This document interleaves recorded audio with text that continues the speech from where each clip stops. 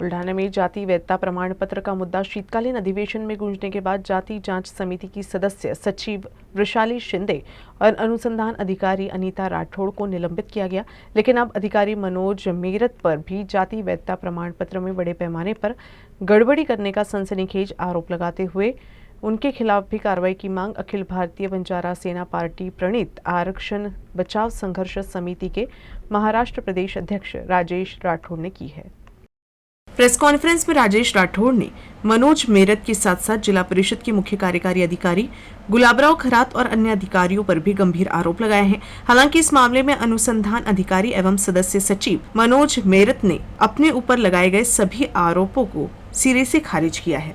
माझी सरकारकडे काल झालेल्या कारवाईच्या माध्यमातून एकच मागणी आहे की त्वरित याच्यावर एक SIT कमिटी स्थापन करून या महाराष्ट्रात ज्यांनी बोगस जात वैधता प्रमाणपत्र घेतलेली आहेत त्यांना बाहेर काढून विजा अप्रवर्गातील खऱ्या लोकांना न्याय मिळवून देण्यात यावा। यामध्ये कोण कोण अधिकारी आहेत? याच्यामध्ये बुलढाण्याचे बरेचसे अधिकारी म्हणजे मनोज मेरत आहेत, गुलाबराव खरात सुद्धा याच्यामध्ये इन्व्हॉल्व आहेत। याचा मेन आका कोण असणार? याचा मेन आका म्हणजे हे जे षडयंत्र चालते तर हे सगळ्यात जास्त प्रमाणपत्र बुलढाणा, जालना, त्याच्यानंतर औरंगाबाद, धुळे या जात पडताळणी समितीनंच निर्गमित झालेली आहे।